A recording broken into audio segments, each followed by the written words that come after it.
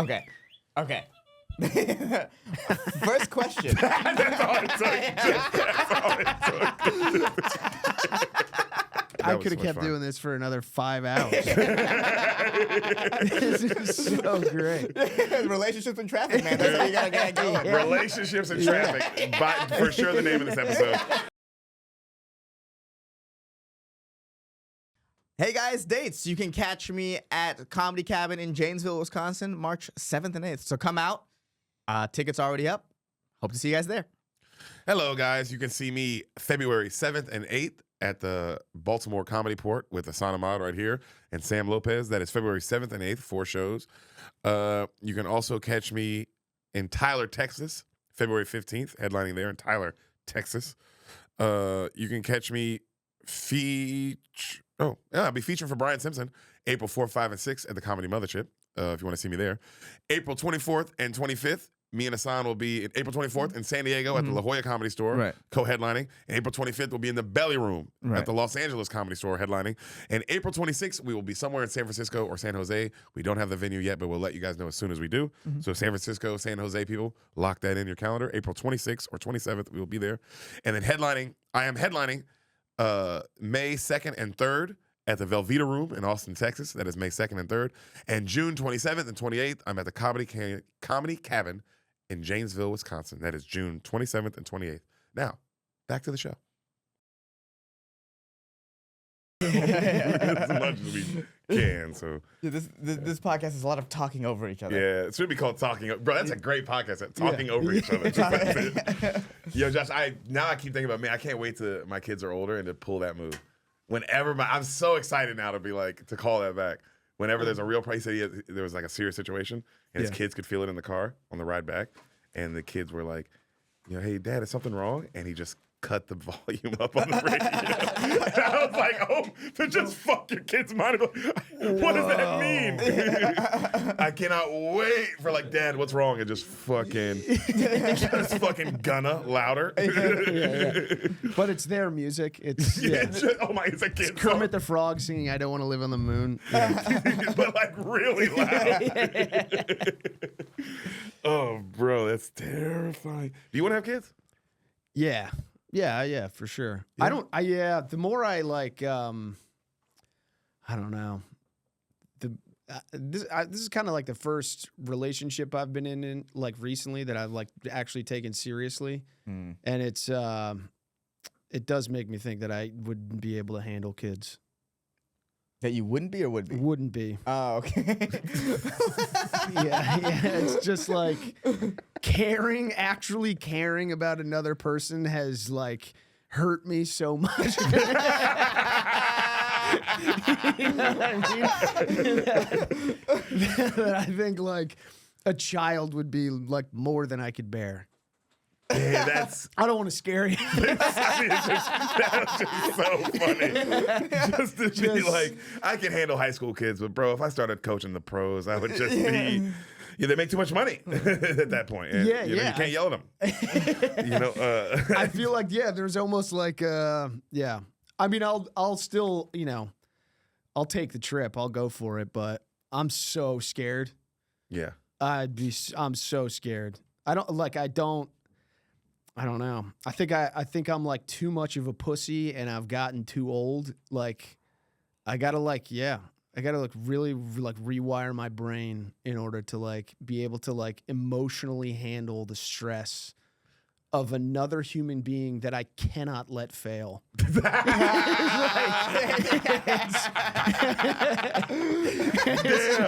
When you say it like that, it's so true. Wow, I can let everyone else in the world down. Yes. Literally. Right. I can let my wife down. Yes. I've let her down before. You can divorce.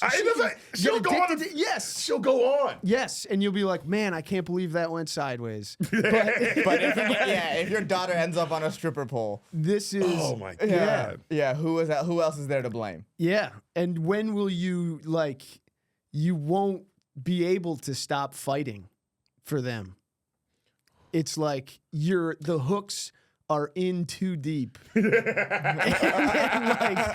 it's just so scary. Yeah, the hooks. You know what I mean? Yeah. I do Yeah, it's a classic thing. It's almost like a trope, but I feel like I have been a little bit too much of like a selfish prick my whole life. And it's like I would have to like unwind a lot of really bad architecture that's built up in there to like to do it. Yeah. And I'm like I said, I'm doing it now in like a relationship, and it's just like it's hard. Yeah.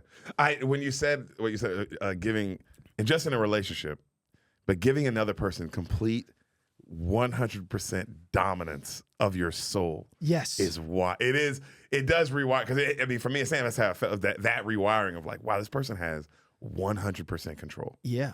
100%. Yes. Like if she wanted to, she could wreck me for the rest of my life. Yes. Yes. Wreck me. Yes. Destroy me emotionally. Like I'd quit comment. Like I wouldn't be the same person because of how much power I've given this person. Yeah. And like there's things in like in a relationship, it's like easier somewhat to like establish like a boundary. It's like I can't show up for you on this thing because I have to do this thing for my career. This is about I need to do. But with a kid, it's like, what does that mean? There is no career thing that feels like it would ever be important enough for you to not bail on it to do what needs to be done for them. Yeah. I struggle with that. That does scare me. I have zero balance in my life. Like having like a balanced life I'm so bad at it. Zero balance. Yeah. Damn. Like- I find that relatable though too. Ooh. Yeah. Of just like, damn, I have no balance and fuck a kid. What you said earlier about a relationship, I was like, oh, well, that sounds scary. 100% dominance. Oh, fuck. Yeah. Yeah. It's just like the idea of like, oh, damn, I'd have to. Like I said, you said, you'd have to rewire. I'd have to rewire a lot of things going on right now. Yeah. To let someone in. Of course. And then on top of that, a child would be like, whoa. Right. But I'm way less afraid of a child than I am a relationship. Being honest. Yeah, you hope, because at least be like you can train them up. Yeah. You know what I mean? Well, a child is what you're supposed to be doing in life. You're supposed to pass on your thing. Right. Relationships. You don't have to be in a relationship. You don't have to be in a relationship, bro. Yeah. You don't have. That's. You don't have to be in a relationship to do the thing you're supposed to do. I tell Sam that all the time. You know, we don't have to be. we don't. You know, we don't have to do all this extra stuff. Yeah. We can just raise the kid. But that unfortunately, that is one of the critical skills you do need to pass on to a child is like handling a relationship. Yeah. Because, you know. Do you feel like being out? How long you and your girl been together? Like a year and a half, 2 years. Do you feel like that balance? Like, I'm not saying you're what's that nigga name who walked across the Twin Towers? I'm not saying that's crazy. You think any of us would know his name? French guy. The French guy. But I knew y'all knew what I was talking about. Pepe Le Pew. Pepe Le Pew walked. I'm not saying a balance like that, but do you feel like you're getting, more balance? Saquon Barkley can hurdle someone backwards now, level of balance. Yeah. I think, I'm getting there. Yeah. It's still like I have, it's like the life we've been living is like, there are no plans. There's nothing on the calendar that I can't just explode to do what needs to be done to service this life. You know what I mean? Right. So it's like anything that's like planning a vacation or something. It's like, why would you put something 2 months out? Why would you do that? Right. You know I can't commit to that. Because I don't know what'll be happening. Right. Yeah. And it's like, well, if we don't do that, then the relationship's over. It's like, then it's over. Yeah. But so I'm getting past that where it's like, okay, I'm committing to that thing. I will do it. Yeah. You know what I mean? Also, and that vacation is really important. It actually is important to have I know. It's like very important. It's for you too. It's not just for her because you think like, oh, she wants to go on vacation. It's like, no, you also need you need it. You do need a week to just not be a psych, like to not just be drowning in your own mind all the time. 100%. And you know what's funny too is like no one around you would be mad if you took a vacation, but you just feel like, oh, I'm missing so much. Yeah. Yeah. And it's 4 days. It's like 4 days. Yeah. Day one is like, you know what? I can't believe we did this. This is such a good idea. Day two is immediately like, this is a huge fucking mistake. And I need to get back. Everything. Oh, yeah. Everyone else is famous now. Everyone else we know is now famous. Look at this. Yeah. That is how it feels. They do one fun thing without you. And you're like, I'm off. I'm off everything. Yeah. I'm not allowed back. They're not even going to remember who I am. Yeah. No one knows me anymore. Yeah. It's also so funny to be like, we can't play anything 2 weeks ahead, right? Because I've said things like that. We can't play anything 2 months ahead. It's, what if this happens? What if that happens? And then it's a fight. And then come 2 months later, and I have nothing on the books. And I'm mad now that I'm not mad. Now I'm more mad that I don't get booked. I don't have anything. Right. And it's your mind. But if you had booked the trip, there would be the biggest thing of your life. It is the universal law of comedy that it's like if there are 2 things that are the only things that matter in your year, they will be on the same day and on opposite sides of the country. Yeah. Impossible to do both. Impossible to do at the same time. It's like, who planned a wedding at 7 p.m.? Yeah. Like, why is it the same And that's time why as the you show? add someone into your life, you add a girlfriend or something, now it's just like there's just other landmines in the calendar. Yeah. You know what I mean? There's just other things that could interfere with the 1 or 2 days that matter most in this year. Yeah, it's insane. This is probably not a good way to think about life. No, it's fun. No. You should think of a potential girlfriend as a landmine. No, that's that's definitely that's definitely what we're trying to I had like a Zen moment. I had a Zen moment where, because she is so like important to me and helps so much. I had this just thing where it's just like, it's like girlfriends, boyfriend, like good partners get in the way of all the things you couldn't do without them. Ooh, what do you mean by that? What do you mean? Just like, I don't know. There's so much in the past year and a half that I don't think I would have gotten through or could have dealt with without her. But then when she, when she wants things from me, I'm like, get out of the way. So it's like, I'm realizing that that's insane. You know what I mean? It's like, right. yeah. No, I feel that. Yeah, but And every time we're hanging out, it's like nice. So it's doubly crazy. Bro, just like a walk with your girl. And you're just gabbing about nothing. And it's like, this is the nicest thing. Yeah. it feels ever light. happened. Yeah. Your soul feels lighter. Yeah. They hold the burden of the world a little bit for you. If you have Oh a good my partner. God. Yeah. And just being like, she's genuinely like a positive person. Yeah, your girl's cool as fuck. Yeah, so it's like if I'm in my apartment by myself, it's a negative spiral to just hell. You know what I mean? Which I'm still doing, but she like breaks it up. Yeah. It's nice to have some candy in the middle of that. Yeah, you know what I mean? yeah. Just a nice something. Yeah. Nice talk. But I feel that way about like Sam. It's because the landmine thing is like, I talk so good about her all the time on this pod, but it's also like, I feel like that is the truth, the other side of it. Like when you want to be in a relationship, it is like there, especially like you said, doing this life, there is this like, man, I have to stop on some days to do something with her. Yeah. I had to, like, I remember, bro, I had planned this. I'm on tour with Schultz at this time. So like I hadn't been home in like a month and a half, bro. I've been gone. Just gone. Yeah. You know what I mean? So we had planned, she wanted to see Barbie, bro. She wanted to see Barbie. She waited for me. It was a double date too. It was a double date to see Barbie. Okay. You know what I'm saying? Yeah. Like this is a thing that's been in the books. Yeah. My least favorite thing. Yeah. It's in the books, bro. But I'm realizing like, bro, you've been out of town. You got to do this. Yeah. You have to do this, bro. She wants this. Like it can't just be about you all the time. And bro, 5 o'clock comes. Hinchcliffe text, "Hey, y'all want to do Kill Tony?" That was truly one of the first, and that was the first time in my whole life and career I literally was like, bro, I can't. Yeah. I just can't. And then when I told him why, he got mad. He's like, that's the stupidest, gayest reason. It's like, bro, I want a wife. Yes. And I want a wife and a life and we're about to have a kid and me and not that would have ruined our marriage and she would have understood. No. But it's like, damn, if I keep doing this will be my whole life and she will leave me one day. One day, One day she is gonna be like, no. Yeah. And- you can only miss Barbie so many times. You can only miss Barbie so many times, bro. Yeah. Right. And at that point, this was the first girl I was serious with. I was like, I've always chosen comedy over the girl. Always, always, always. Maybe once in my life, I should choose the other way. So I chose the other way. Fast forward to now that we broke up, I was like, damn, I should have said yes to that Kill Tony. That Kill Tony I should have said yes to, but like at the time. Yeah. And then we still, bro, a month later, we did Kill Tony. And it ended up being, and I'm like, man, I'm so glad I didn't. Of course. Cancel something on something that we got a month, literally the next month. He hit us up on Monday and was like, hey, do you guys want to do Kill Tony today? We were like, absolutely. Right. You know what I mean? And it wasn't, and also when we got it back, it was a reminder, because of course there's that little bit after of like, damn, I just fucked my whole life up. You weren't fucking, what are you doing, you idiot? You didn't do Kill Tony. It's the biggest pile in the world. And then he hit us up later and asked us to do it. And it was like, oh. Yeah. Maybe like life works out. Like maybe just chill, dude. Every single thing isn't the biggest thing in the world. Yeah, you know what maybe I mean? you're on a little bit more solid ground than you think you are. Because in my head, it was like, oh man, did we were both like, did we fuck that up? Did we fucking ruin everything for our whole careers? Yeah, well, that's the problem with that doing. Well, you know, I was gonna say art, but I think just life in general, it always just feels kind of shaky.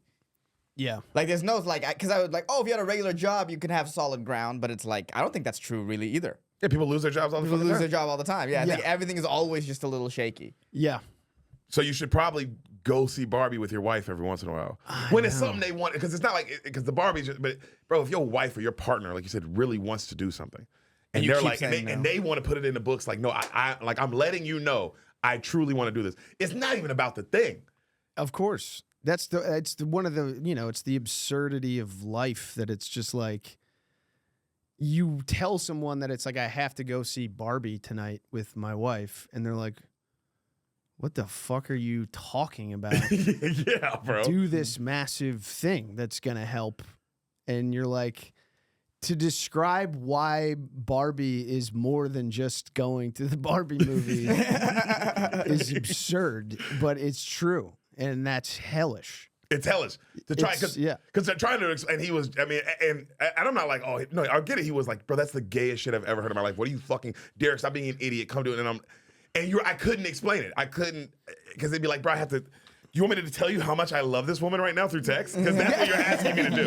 You're asking me to bare my soul of how this woman is, we are one. That's how much I love this. Bro, I married her, dude. Right. Like, this is everything to me. I'll get into the manga of why Barbie is more than Barbie right now. Yeah, dude. Yeah, but it is also one of those things. The second you let yourself miss a Barbie, it's easier to miss the next Barbie because you've already set the tone. Yeah. And then, like you said, the truly Zen thing you just said is you can only miss Barbie so many times. Yeah, you can. Bro. Yeah, and I've already missed. And it's like You've missed so many. I've already missed a bunch of Barbies. Yeah, and this woman has let me do it. Yeah. I missed Barbie so many times, bro. Yeah. So it's like you can't, bro. You can't have everything. Yeah. You know, and also it's like, damn. So I end up getting, life is a holocaust of missed Barbies.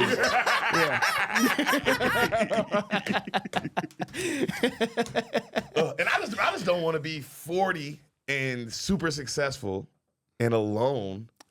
Yeah. And not only alone, because I'm not saying being alone and 40 successful is bad. I'm saying like, I don't want to look back and be like, damn, I had a good girl at one point. You know, the guys are like, man, because you hear guys say like, oh, I had a good one at one point. We've had people on this pod say that. Super rich, successful comedians who are like, oh man, but at this one point, this one marriage, oh man, that was it and everything. But I ruined it because I did this, that, and this. Yeah. And it's like, damn, I don't want that, bro. Yeah. And especially now that, like you said, we're having a kid, it's like, it's not even about, it's like the kid has to see stability. Yes. Mm-hmm. Or you're going to raise an unstable motherfucker. Right. Yeah. Who doesn't go see Barbie when it's time? It's true. Yeah. And it's going to be a problem. And it's going to be a problem. It is going to be a problem. But yeah, figuring out what is Barbie and what is not Barbie is hard. Ooh. Brother. Because sometimes you think it's Barbie and it isn't Barbie. It wasn't Barbie. No, for me it wasn't Barbie. Yeah. For him it was Barbie, and for me it wasn't Barbie. And I thought it was Barbie. But he thought it. Exactly. Yeah, that's and that a great creates point. a lot of scar tissue. Yeah. It does. Those are deep wounds. Yeah, because it makes you a little less trusting. It's like, well, is this really Barbie? Because I remember when it wasn't Barbie. Yeah. And I fucking missed out on a big thing. Yeah, I missed out on a huge thing because I fucking was fucking around with brats. Yes. I was looking for Barbie. And you start going, it's never been Barbie. Damn. It's never been. And that's dangerous. You don't want to be that guy at the bar who says there are no Barbies. It's a fucking lie, brother. You're like, no. No, man, you got to believe Barbie's out there. You got to. Yeah. You got to believe Barbie is out there. Yeah, that's a happier life if you believe Barbie's out there. It is. Yeah. Mm-hmm. Bro, oh my God, I can't imagine just like having to do the road all the time and nothing to come home to. Because already the hotels are so lonely. Some kind of nice too. I mean, Barberton always all cracked up to me. Sometimes that sounds pretty good. Yeah, but come home to nobody. To nobody, it does seem. But that's exactly everyone. It is. Yeah, it would be balance, bro. You gotta have both. Yeah, but if I had to pick one. Yeah, I'd rather come home because of course there are times I'd like to come up. The idea of like, oh man, it's nice to just have the house empty, yada yada. Yeah. But if I had to pick one, I'm picking coming home to somebody. Yeah. It's just, I'm picking that one all day. Yeah. Well, okay, so let me ask you this: when you say come home to nobody, you just mean nobody's there when you're home. Yeah. Right. Exactly. So, but here's why this is better: because you could be in a situation where she's just not there when you're home, and you could just come back to an empty house, and that's awesome. Great. Yeah. The flip side is I come back and there's no chance anyone's gonna be there at all. Yes. That's way worse. Yes. I'll tell you that right now. Because you can physically come home to nobody. That is absolutely possible. If I come back and I'm getting robbed actively. Yeah, somebody's there, you're so scared. I'm like, yo, this is way worse than coming home to nobody. Yeah. This is not the someone I was hoping for. Yeah. And because already on the road, hotels are the worst. They're super lonely. They're super like, this sucks. Yeah, especially coming off the emotional high of performing, and then you're just like in a Best Western. Yeah, or some bullshit. You know what's funny? Because now I do know, I feel the opposite. Because I go to a hotel and I'm like, I'm about to jerk off so much. Oh, that's so fun. I'm about to jerk off so much. You're finally in international waters. Law can't touch me. Law can't touch me here, dude. No one. But yeah, there is a little like, but then of course the day goes on, and then the show ends, and then I'm like, oh, it'd be nice if my fucking wife was here, because that's just the best part, bro. Just fucking come down with somebody at the end of the night. Yeah, and then you get in bed together. Those are scary. Those are scary feelings to start having. You know, if you're like on the road and you're having breakfast by yourself, and you're used to like chatting with them. Yes. And you're like, oh man, something's missing. Yeah, you're just sitting there watching everybody. This isn't good. This feels wrong. This is not good. Yeah, dude. Yeah, I'm no longer an army of one here. I have a question. Yeah. So you guys are talking a lot about like boundaries and stuff in your career. Yeah. Is for a comedian, would you say it's better to be insecure all the time of where you're at in comedy, or is it like you're just trying to navigate the insecurity?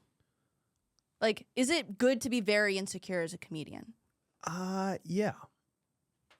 I think so. It's like a balance. It's like you gotta feel the level of insecurity to keep wanting more. Exactly. But then if you let it take over your mindset, then it's like, then you never enjoy your wins. You have to have the right level of insecurity, the right level of delusion. Yeah. Yes. It's like everything else in life. It's like you need it, but only to a certain point. You know, once it starts interfering with what you're doing, that's bad. But yeah, being like afraid, I think that's like a general life thing. Being afraid that you suck is good.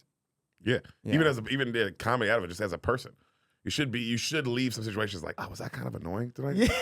Like, was I talking too much? Because it lets you know, like, yeah, hey man, maybe you weren't, but you can be annoying, Deric. You can be like, you do talk too much sometimes. You do things that are like just not cool. So maybe check that. Right. You want to know that those systems are up and running. Yes. Right. If you have like a 6-month period of your life where you're just like, it's been nothing but home runs.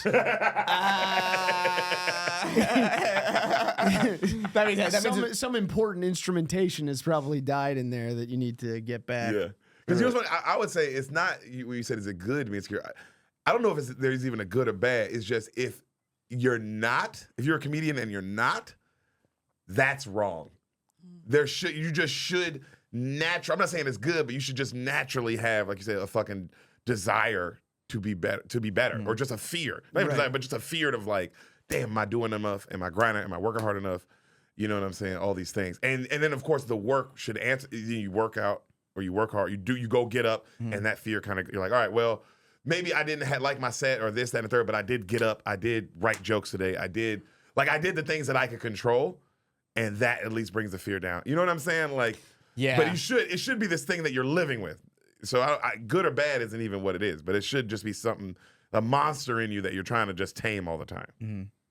I would say. Yeah, I think so. I think you're right. And that's a good thing to say too, is do things that are in your control. That's like, I think a big part of growing older is like, oh, there's like so many things that I can't control, and I can only do X, X, and X. And that's what I should do. I know, but see, that's tough because it's like whenever I do that, I also go, but could I control those things if I was better at stuff? You know what I mean?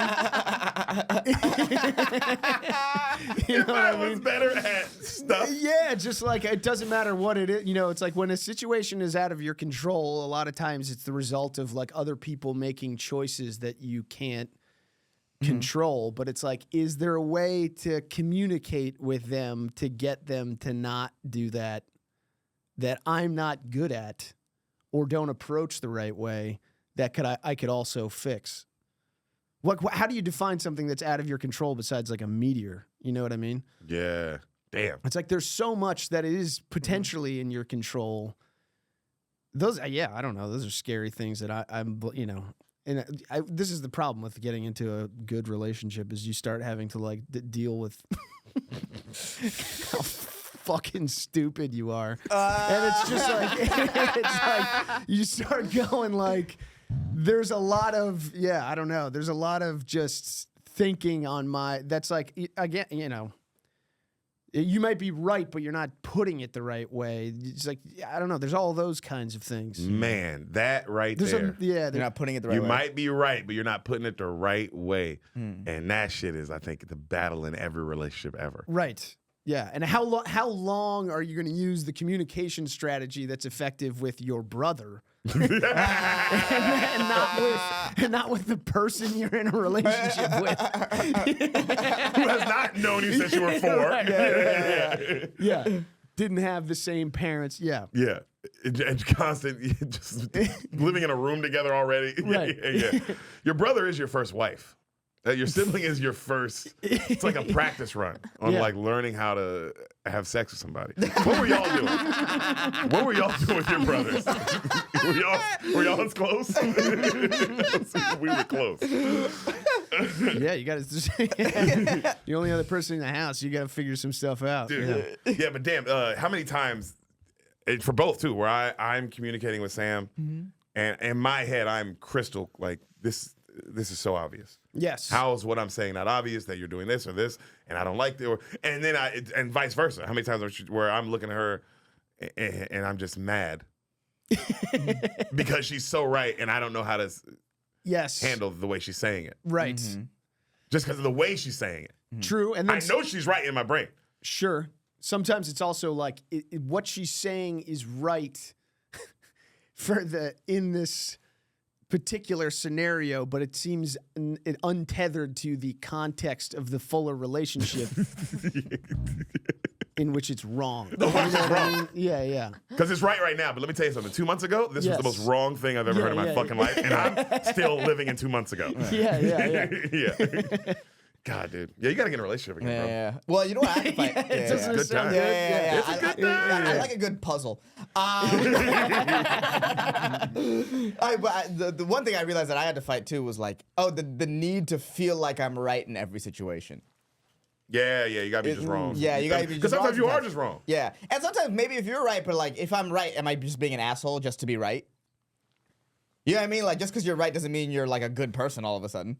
Yeah. Yeah, you know, like. But you shouldn't just be wrong. Chris, wait a minute. You can't just accept wrongness when you're right. Right? It's not so much accepting wrongness. It's just so much like letting things slide. Like not everything needs to be a battle. This doesn't need to be a battle. It's okay. I know, You but can just let it go. Yeah. But then sometimes I feel like I let so much slide. Well, the issue is that if you start letting things, People are sliding up and down. Yeah, tons of stuff is sliding. No, there does come a point where you are like, I let way too much slide. Yeah, I let too much slide. Yeah, that's the problem. But I do agree with the slide because that was a huge thing for me. It's like just learning, like, bro, just let it slide, bro. Like, what, you don't even care.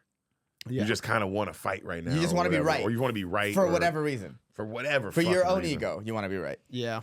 And well, that's, more of what I was getting to is almost like you, like, it's not just about not letting things slide. You have to know how to catch it. You know what I mean? Mm-hmm. Like, if you don't want to let something slide, there's a way of effectively stopping the slide. Yeah. That you do need to learn how to do. Yeah. Yeah. And I can't do it, so I just let things slide. You just let things slide. And boil in the fucking shower. You also need, like, there also has to be, like, a trial. There has to be, like, a time of acceptance. Like, if you're letting shit slide that happened last January, and you're choosing right now to bring it up, expiration date, motherfucker. Like, move on. You chose to hold on to that. True. Not me. True. But sometimes people go into the archives, and it's like, if you want to go into the archives, we'll go into the archives. That's true. That's a mutual. You know what I mean? We're walking into the archives you want together. to have a discussion about a current events issue? Yeah. I'm willing to do that. That's also a very. You want to go into the history? That's also all the files are open. you know how in fiction there's something called an unreliable narrator, where it's like, it's very funny as Val as a woman to be like, don't bring up stuff from the past. It's like, I don't. Is that how you operate, Val? I highly doubt that. That's how I like, because I forget things. So if, like, you're trying to hold me accountable to things that I don't remember, like, it's not gonna work. Like, it's just not gonna dawn on me, you know? Because it's like and then you can't give me an example of what you're talking about, then I can't apply it either. So now you're just yelling at me. Yeah. Thomas yells? Thomas be yelling at you? Not at me. He's a very much, like, just loud ether speaker. Yeah, yelling but to it the ceiling. doesn't come at me. But you're like, this coming. What is it? Yeah, so he just looks up the ceiling. Somebody's pissing me off right now. It could be anybody. Yeah. There is annoyance in the air. There is annoyance around me. That's exactly. No, Thomas is a sweetie. I'd kiss him. You should kiss him more. Yeah. Maybe. That's another thing that I was doing that I'm only like now, because my family would fucking scream about shit, like, but not even like at one another, just like about whatever was bothering you. Like it was fun. Yeah. Like about any fucking issue or just something that happened in like the grocery store, rage, like screaming. Angry, terrifying eyes, but you just be like, this is great. It's like fun to watch. It's not at me. Yeah. Mm-hmm. So I'm like, I come from that soup. So it's like, I do that. And it's like, for someone who's not familiar with that, it's like, yo, man, you're scary mad, you know? About, I don't know what. Yeah. Well, it's like, they will know, but it's like, your eyes are so scary. And your anger is so scary that it's hard for me to not feel like it's about me. You know what I mean? Yeah. 100%. We would go out to like dinner places, and I would just get, like we do. You get like a little ranty, ravey about any given subject. Yeah. And I'd be sitting there like, and this motherfucker. And she'd be like, yo, it looks like you're doing this at me. No. I'm just talking about.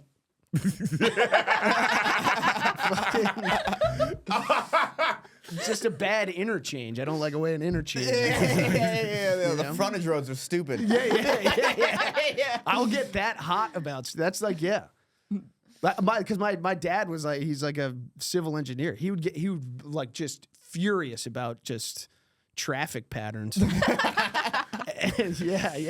and it was great. Well, and I will Texas- do the same thing. And she's like, that's like a lot in the car right now. No, and then To be fair, yeah, Texas to put has you terrible here. traffic patterns. I was thinking the same It's- thing. To it's put you here, insane. if you already have that feeling, I'm sure your dad would Oh fucking my- dude. blow this place up. I remember the first time coming back from Houston, just like I came to a stoplight In the middle of the highway. yeah. between Austin and Houston. There's a stoplight. What the fuck are we doing? Fix it. This should be a highway the whole way. Yeah. What are we doing down here? Dude, how the left turn signals here operate makes me mad every single time. It's so inefficient. Because they'll go, where I grew up, so you're in a four-way intersection. So let's say the left turns go at the same time, and then the straights go. Yeah. And then it stops here. The left turns on this side go at the same time, and then the straights go. That's efficient. Yeah. In Texas, what'll happen is one lane, and then its left turn will go. Yes. So every other direction is stopped. Yeah. Then that left turn will go, and then this one lane will go. So the Yeah. only thing that's going is one lane at a time. And then this lane will go, and then this straight will go. And these people are sitting on the sides forever. It's like so incredibly stupid how it's designed. The first time you see it, yeah. the first time you see it, it's it Infuriating. scrambles the brain Yes, infuriating. because you're at the light waiting for your turn, and you go, okay, now us, and then it isn't you, and you go, now what's happening here? Yes. Yeah. Why are we doing this? Like, why is there only one lane of traffic moving in a four-way intersection? That's pure insanity. I actually walked in yelling at Josh about people driving today. I was just pent up inside of me. So it's funny that you guys are talking about it right now. 'Cause it's like you're a bus. Why are you in the middle? Yeah, There's don't like that. 2 streets, 2 lanes. yeah. You're going slow. Just Yeah. Yeah, well, that's another thing. If you're going slow, go to the right lane. What are we doing? You know what's crazy? You know what I don't we like? doing? And now that I have a car, I'm like, oh man, I forgot this was a thing because I haven't had a car for so long. Just driving on the freeway, right? You're in the fast lane. You're in the speed lane. Right. Someone's in front of you, and they're not going as fast. So now you're kind of like tailing them. You're like, all right, well, Right. you know, I'm not mad, but I'm having that thought of like, just get over another lane. But they're not. So you're like, all right. So you're just like, whatever. But then there's a person behind you who is now On your ass. Yeah. and they're so mad. And my favorite, because I always wonder how they feel. Because I can see them getting just. You see, kind of like hitting you with the like, yeah, get over, and it's like, well, I'm not because there's someone in front of me. right. They need to get over. Yes, I'm not getting over. They get over. Yeah, are you giving them anything? I don't say anything. No, but the guy in front of you, you give a little Nothing. beep. I'm not. I'm not in Texas. I'm not. Yeah. It's just not worth it. That's- I'm not a road. I don't get full road rage. I'm more just like, this is interesting. I always try. I've never been a road rager. I don't yell in the car. That's just not because it just ain't worth it, bro. I've seen so many people fight. It's just coming up as a kid, and it's it's just not worth it. It's just not worth getting your ass beat because you were right. But Yeah. And they'll shoot you in Texas. they'll shoot you here I saw a guy get shot at from the window of his car. outside our place. Outside our place, bro. Holy You don't, shit. dude. Road rage in Texas, it ain't worth it. It ain't worth none of that. Yeah, so I don't do the yelling. I don't do none of that, bro. But I'm sitting like this happens multiple times. I'm sitting there. I'm like, all right, I'm just behind this person. See the person behind me getting mad. I'm like, okay. And then my favorite thing that'll happen is that person behind me will be like they're up on your ass, and then they get over in the right lane, and then they start going, and then they get to see that someone was in front of me, Yeah. and you don't get to see their reaction. Now you just see him drift back behind you. Yeah, that's the best. That's the best. Yeah. It's a great You see feeling. them have to like, or they have to like go another lane over and do a whole thing to get around that person, and it's like, yeah, man, Yeah. it's more than just me and you out here, dog. Yeah. It's a whole team effort going on out here. Yeah, I do some kind of dickhead shit. I like if I'm going if I'm in the left lane on the highway and I'm going a speed I determine to be I'm outside the law. Right. Okay? But I'm still in the safe zone. If someone's driving up behind me, it's like make a move. Like I'm not going to get out of your way. Because If I'm going 10 miles an hour above the speed limit, Yeah. and the speed limit's like 80, it's like we're moving. So if you want to go faster than me, then go around. Yeah. Make the moves to get there. Yeah, you know what brother. I mean? You can't just get there. Yeah. If you're trying to hit 110 on this fucking highway, so I'm not funny. gonna stop you. Yes. Yeah. But I I'm wanna not see getting you- it. I'm not moving out. I'm not Yeah. like, oh, we should all be going 110. Yeah. That's crazy. I know exactly how you That's feel so in that. funny. Because in my head, I'm like, I'm never in this left lane going less than about 5 to 10 over. Ever, You have to. ever. Yeah. So if you're in like the you left said- lane, you have to be But if fast. somebody's up on your ass and you are going 10 over, you do feel like, what's going on with you, man? Now it's time for Well- you to do some driving. Yeah. You want to drive hard? I want to see you do it. It's like, I want to see you do it. I want you weaving in and out of traffic. I want you taking some risks. Because you You're want not to gonna go just- 100. Yeah. That's insane. That's wild. I almost never speed. I don't think I'm almost never in the left lane. really. Yeah, but this is back from when we used to live in LA. Remember, I used to just smoke in my car all the time. You did. Yeah, so I used to always be super paranoid about getting pulled over. So I'd always drive speed limit cruise control. And I don't do cruise control anymore, but it's just like that is ingrained in me from that time. Which is so crazy because now you live in a much more dangerous weed situation. But Getting pulled over in Tyler, Texas, or some shit. But I or don't some have. But random city. no. But I don't have weed anymore on me. Yeah. But it's like even from back back in those days when I was just doing stupid, crazy 22-year-old shit. That I was always like, if I get pulled over, I'm fucked. So I have to drive speed limit no matter what. Yeah. And that training is just so much inside me now. But I'm more of a go with the flow of traffic. I'm never in the left lane. Very But rare. if everyone's going 10 over, are you Then going I'm going 10 over. Okay, Yeah, that's okay. yeah. So you're not ruining everyone's No, day. not ruining everyone's No. day, but I'm never in the left. I'm only in the left lane to pass and move back over. If I'm ever going that way. It's a wise move. And, It's you a know, wise move. It's No one ever but it's gets born pulled out of a over stupid in the move. middle lane. Yes. You're not getting Yes. pulled over in the middle lane. God, guys, if you took anything away from this, if you took anything away from Yeah. this, because that one hit with me. If you're not getting pulled over in that middle lane, bro. Yeah. Because I've been in the car with people, where what's inside the car is we don't want anyone to find out about. Right. And they're in the left lane going fast. And you're like, just do this in the middle lane. Right. We'd be so much safer. Right. Right. And then we're getting to our place fucking maybe 5 minutes faster. Yeah. But we have a felony in the car. Yes. What are we doing here? Then you can always move to the left lane as you pass a cop and act like you were passing. Yes. Yeah. Yes. You I was got just an about to ask excuse. that. How do you guys feel when you're driving? The flow of traffic is 5 to 10 over. You see a cop now, and the cop is doing the speed limit. How do we feel? See, 'Cause that's why when you see everyone passing the cop too. Yeah, it's like I think it depends on the road you're on. Like if you're on the New Jersey Turnpike, it's like we're all moving. You know what I mean? You're in a Yeah. school of fish. It's like you can't regulate the speed limit. We could all be going 115. No one's getting pulled over. Yeah. You know what I mean? In my opinion.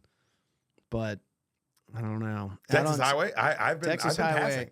Now that I've been driving, I've been like, oh man, this is what we're doing. Because they don't stop you.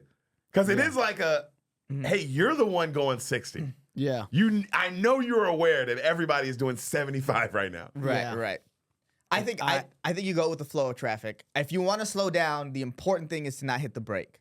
You just let it off because if you hit the brake, in their mind, they're like you're speeding. What are you Yeah. doing? Yeah. So if you want to slow down in that situation, just take your foot off the gas. Never hit the brake. Yeah, because they're hitting the brake because they can see it. It's like a Yeah. false start.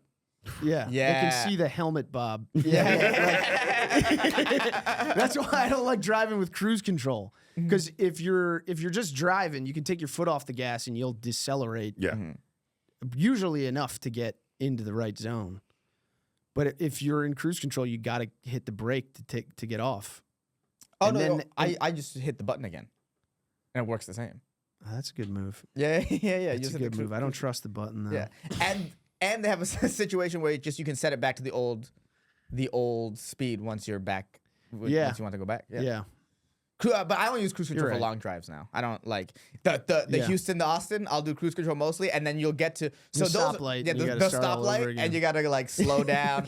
Well, those are Stoplight is insane. they're there to try to catch people speeding. Because what they're trying to do is because if before the stoplight it's like 75 and then 65, 55, it'll go down. So what they're trying to do is they're trying to catch you in the speeding in those zones where even though like maybe 300 yards away it was 75, here it's 45. And now we've caught you doing 75 and a They 45. love that. Yeah. Yes, yes, New yes. Hampshire loves that too. Those are like The basically zone speed traps. switch. Yeah. Just go to 35 to 15 to 35 again, just for no reason other than to nail you. Yeah. But Why did it go to 15? There's an ice cream place. Yeah, especially like you see those like 75 down to 50, and it's like, bro, you got to put a billboard up if it's gonna be that big of a difference. Yeah. And the street should narrow, and there should be turns. Why is it going the highway? down? Why is it the highway? If there's no change in the structure, the speed should stay the same. Ooh, preach. Preach. Chris came on here preaching today, guys. I'm gonna hear the fucking truth.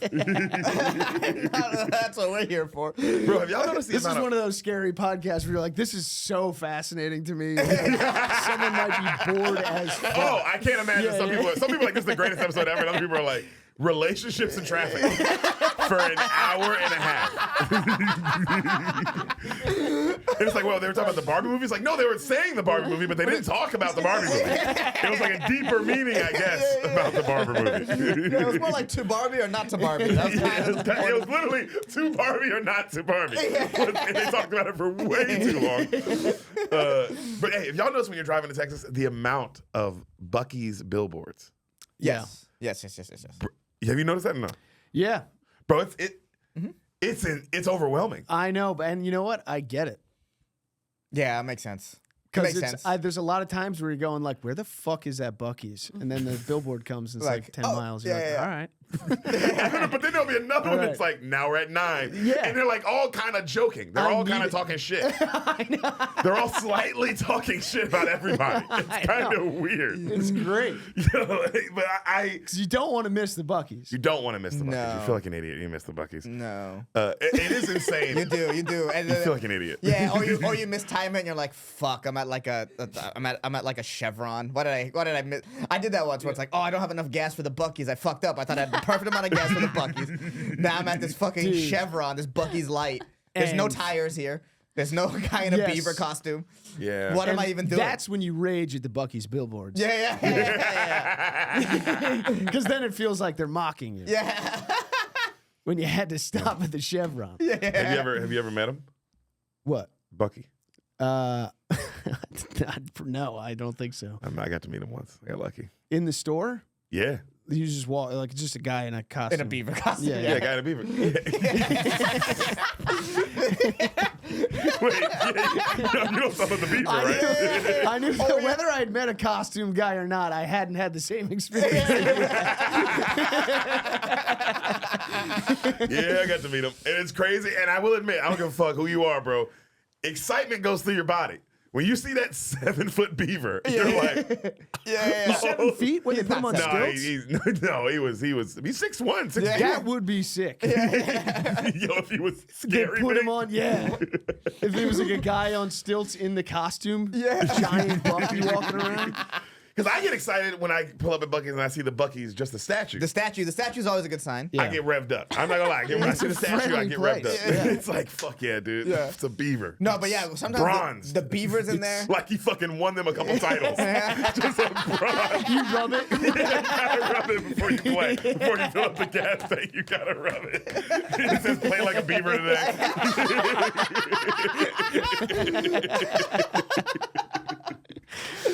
But yeah, I get revved up when I see the bronze buck and the bronze Bucky, and then when I saw him in there, bro, I took a picture and everything. Oh Took yeah, a pic. the line to take crazy. a pic. The line to take a pic with Bucky is huge. I waited. Yeah. Because and I told Sam, I was like, I don't know if we're gonna get this opportunity. This is my Barbie. This is my Barbie. Yeah. It's always great to see Bucky. It's been a couple times. It's like, oh, Bucky's out. That's dope. These pecans are gonna taste better. Yeah. Because Bucky was here to bless him.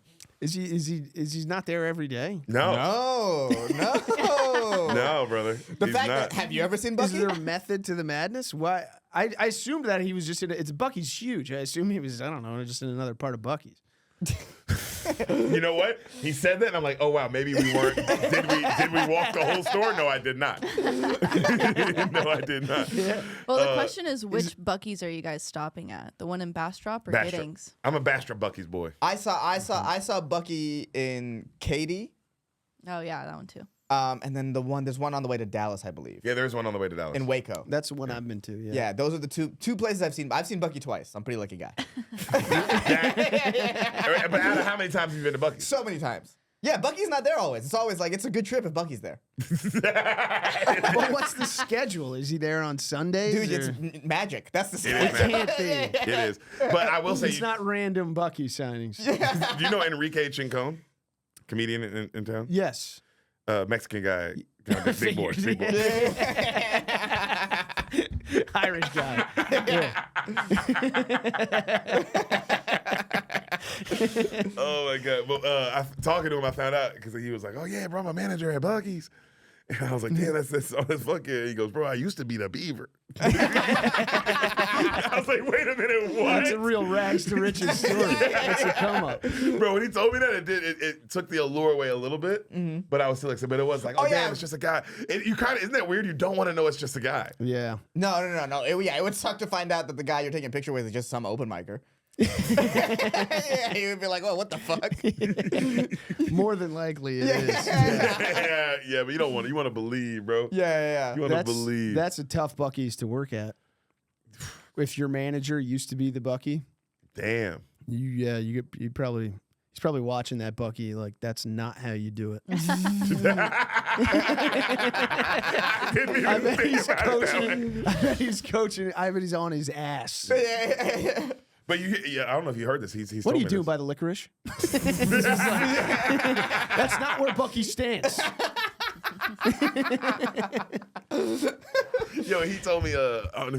So at Buc-ee's, if you catch another employee stealing, and you rat them out, you get like what they stole or something. You get like a reward. Soul, Oh, well, holy shit! I didn't know they're following pirate rules at Bucky's. He told that's how they run such a tight ship there. Because if you notice, it's clean. It's a tight ship. It's not your normal gas station. Yeah. Right. That's because, bro, if you fucking around and you got an employee snitch on you, they get rewarded for that shit.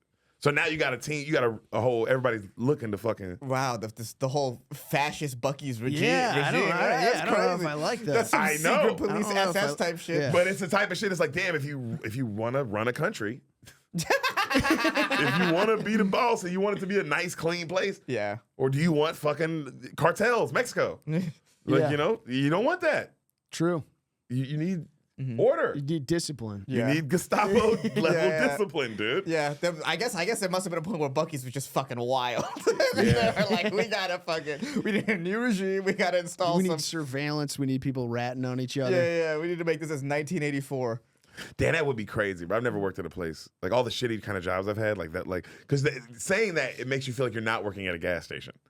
What that level of pressure? That level of ruling, like, or just like, hey, if I'm working at a gas station and my boss is like, hey, you catch anybody stealing, I'll give you some money. And it's like, the fuck? You know what I mean? Like, bro, I'm trying to get off heroin. That's why I'm here. I got this job because I'm 17 and I just got kicked out of my parents' house. Yeah. You know, so I've never been at a shitty, like when I worked at like the UPS factory or shit like that, where it's like, this is a shitty, you know, the jobs where you're like, this is a shitty job. There's no The UPS ifs, ands, or buts. factory. Bro, I worked at the warehouse, dog. Damn. Stacking boxes in a truck. Ooh, You 12-hour steal- You shift. steal stuff? No, I was very bad at the job. So the packages come down and you have to read what city it's going to and like align it in the right place. Yeah. And you were allowed, I believe it was like 4 mess ups a week or you get fired. And it was my second day and they called me to the office and they were like, Deric, you had some mess ups. And I go, damn, I'm sorry, yada, yada, my bad. They're like, yeah, you had 26. And I was like, damn, I had 26 today and yesterday. They were like, no, you had 26 today. I was like, oh, probably I had only been there like 4 hours that day. But I was like, and then immediately I cut back to me of just being like, because all it would take was be like, Seattle. These are all Seattle. Like, and so just give me 2 of the same city in a row. I'm like, yeah, there's no way any of these are something else. You're not. It's not like there's a Middlebury in every state. No. It was like, bro, Oklahoma, you sent to just fucking, Minnesota. It was 2 boxes. Yeah. I think we got a pattern here. Yeah. They didn't fire me though because they liked me, so they put me just on a different spot. of just like carting around the like instead of the boxes. Already sorted packages. Yeah. Yes. And I was just moving those around because they were like, Jesus Christ, dude, you fucked up a whole truck. And I was like, damn. Also, you don't consider it either. Like, damn, when people get the wrong package or don't get their package, it's like, oh, it's just some guy who's like, Phoenix. Just like, bro, don't give a fuck. But that was the worst job I ever had by far, bro. That was the worst. That was like a real shit job. What's your worst job ever? My worst job ever? I don't know. I always kind of liked them. Oh, I don't know. Yeah, what's the worst? I was like a bar back for a while, which sucked. But it was also kind of fun. Yeah, you're dealing with people at least. Yeah. There's like stories going on. Yeah. I was in a truck solo. There's like a and each I day had can have a quit, narrative. I'd quit like an office job to be like, fuck it, I'm doing comedy, I'm doing this. Yeah, So there was like that kind of exciting, energy yeah. behind it. But man, I heard when somebody breaks some ice in the, breaks glass where the ice is as a barback, I heard that's like hell. Because you have to take out all the ice. Yeah, I mean, that shit sucks. Yeah, it's just, and like, I never really understood like cologne until I was working as a bar. And I would be, because I worked at like kind of like not a college bar, but like a right out of college bar. You know what I mean? Where people kind of had jobs or just going and still partying like college people. Grad student area life. And it's just farts, man. It's wall to wall. I'd be just carrying beers through farts. So many farts. Because when you're at a bar, you're not moving through it that much. Yeah. You know what I mean? This was, crazy amount of farting. And I got it. I was like, yeah, just spray good smell over your farts. You're good. You know what I mean? What a great sell for a cologne. You should be a spokesperson for a cologne. Look, if you're gonna be drinking a lot of beers, you're gonna be farting. Put some cologne on. Yeah. God, cover it up. But I'd if I hate it, I worked for people that just sucked. That was the most. It was more the people than the job. Yeah. Like I had a boss that just fucking hated. Why? I don't know. It's gonna sound bad to say, but he was like, I don't know. He was in a part of Judaism that I didn't like. What the fuck, Chris? What the fuck? He was just like, and I mean it. I'm not.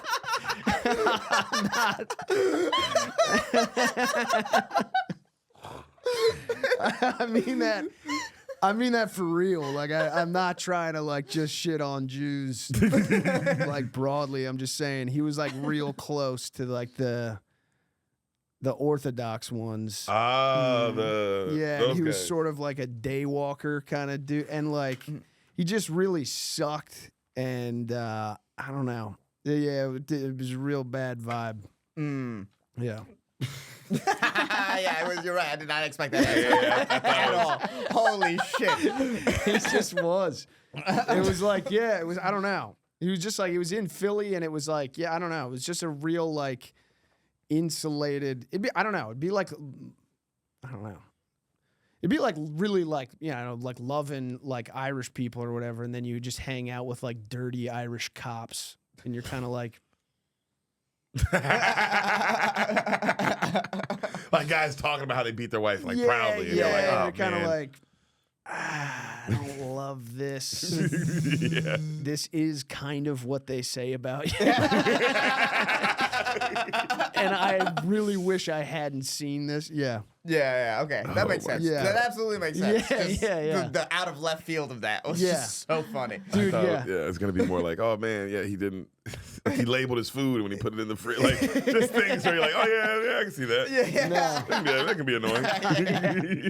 I do feel bad about how this sounds, but it was kind of like the most like stereotypical version of that. And he was like trying to make movies and stuff, and was just one of these guys who like totally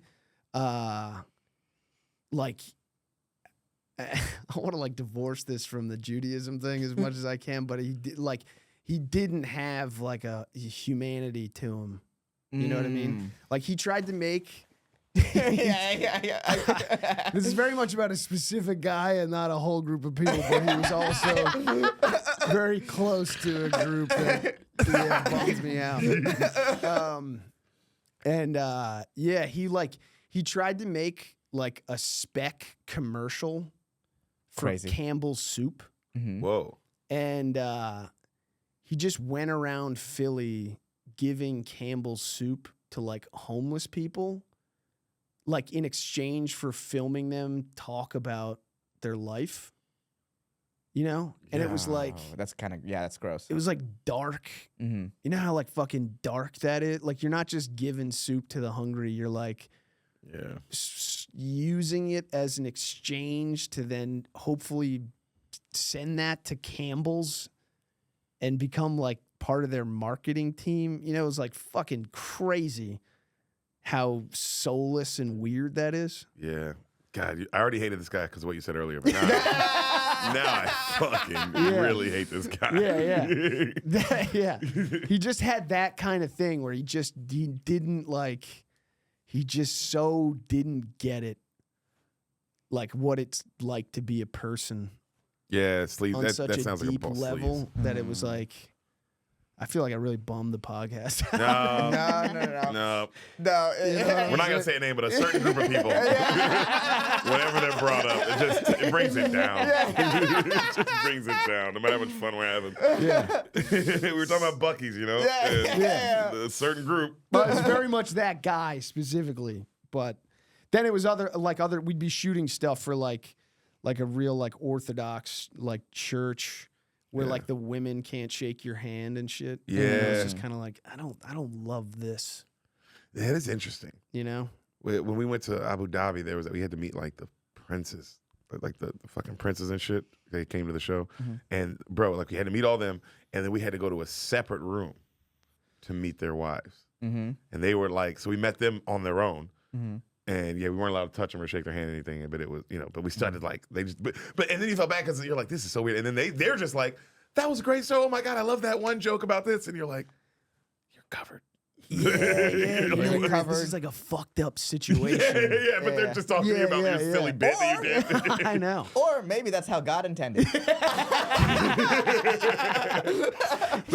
you don't want to. This is so crazy. They're acting so normal that you don't want to bring your like. No, you can't bring your. Isn't this weird? Because they're just being nice. Yeah. You're the away team in that situation. Exactly. Yeah. So you can't be like, this is fucked up, but like they're like, but this is how we live. Yeah. And we like it. And we thought like, the show was good. Right, Yeah, we thought the show was good. And we're not going to fix it in this room. Yeah, we're not So gonna. say this let's right. fucking just talk about your bit. With the black guy. With the black guy. Let me tell you something. They didn't want you here. They wanted Schultz. Just change the course of history. And then one fateful day, they told Deric Poston they weren't happy. He brought this news home to America. Oh, bro, that shit was crazy. Yeah, that was crazy being over there, bro. You're just seeing slaves and stuff. That shit. Just seeing and talking to slaves, and you're like, whoa. Yeah. In America, we don't like to see our slaves. That it was me like, damn, they can just live. They're just like, yep, that guy makes $1 an hour, and I don't. Yeah, put them in a building with a shiny UPS logo. Yeah, let them feel like they're not slaves. They have a job. Yeah. But oh my God, that was terrifying. Should we start the pod? We should start the pod. All right, we haven't started the podcast yet. But we're going to start it now. Welcome to It's a good the warm up. solid show, everybody. Chris, I don't know if you know this about our podcast, but we set up games Okay. for each guest that comes on, All right. individual games for that guest. We set up Okay. games specific, each Custom episode, fit? custom made Oh, for shit. Chris O'Connor. The games we have for you today. We bro. should start with Red yours, light, yes? green light. No, we start with the. We end on that one. We start with the first one. Okay, we start with mine. All right. So our The first one, game. the one Ehsan sent you is what we'll start with, please. Yeah. Okay, supposed to be right there. There it is. First game is called Island of Stuff. Island of Stuff. Yes, you guys have a podcast with Tommy Pope, who we've had on earlier. It's called Stuff Island. There'll be Okay. buzzers here. So here, I am going to ask you 10 questions about islands, and you will be competing against Deric. Whoa. You get 1 buzz per question. Are you guys ready? That's it. Yeah. All I don't right. know. Yeah. Man, I hope I know stuff about islands. All right. Wait, before you even start, how did you guys end up with Stuff Island as the name of the pod? I just put stuff into a business name generator. and Stuff Island came out, and we were like hammered. It was like 3 a.m. We were watching The Sopranos, I think, and I was just like, "How about this?" I love it. And then we went, "Yeah." You guys Childish Gambino'd it. His name came from a generator. Yeah. Ends up being one of the biggest. You guys have an awesome pod. Yeah. And it's just from that. That's amazing. Yeah, this is a part of the like lack of commitment thing. It's like if I was invested in the name, it'd be too stressful. Mm-hmm. That makes sense. That makes sense. Can you hit your buzzers for me real quick so I know what they sound like? Okay. First question. That's all it took. That's all it took. Let's go. We don't even need the game. We honestly don't even need the game at this point. Just let my man hit the buzzer a couple times. We should have brought a couple more buzzers. I didn't know. I didn't know it was going to tickle him that hard. All right, question 1. Who is famous for owning an island called Little St. James? That would be Epstein. That is Jeffrey Epstein. 1 point for Chris. Is that common knowledge? Is that a thing that we all know? You didn't look at the island on Google Maps when all this was going down. That's what everybody did. Yeah, and you weren't ever like, wow, they fuck kids on Little St. James Island? That's crazy. I never thought that. You know what's funny? I didn't even consider it until right now. I was like, yeah, the island would have a name. Yeah. Fuck. And you're like, I wonder if there's photos of them doing stuff. I mean, Excuse me? it came out wrong. Dude, we can out of context you on this pod and just ruin everything for you if we wanted. We can just out of context the fuck out of you. No, there's nothing on Pornhub. Let me check out Little St. James on Google Maps. All right. This island shares a name with a famous bottled water company. Dasani? No. Fiji. Fiji. Val, you don't shut the fuck up. Look up Dasani Island. Yo, is it a real island? Because you might have gotten that right. Look, Dasani Island.